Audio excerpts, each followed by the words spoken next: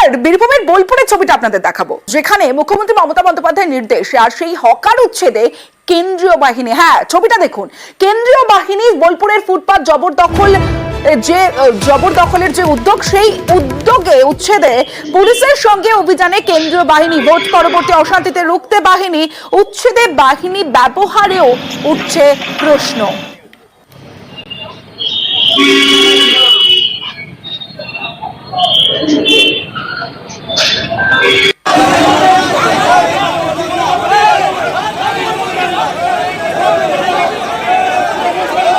আমরা আজকে কোনো হকারকে কিন্তু সতর্ক করছি না, কিন্তু এখানে যারা পার্মানেন্ট দোকান করে আমাদের ফুটপাথ যেগুলো আছে সেগুলোর ওপর এনক্রোচ করে রেখেছে, সেটা তো তাদের কোনো রাইট নেই, সেটা পুরোটাই বেআইনি। তাদেরকে গতকাল থেকে সতর্ক করা হচ্ছে।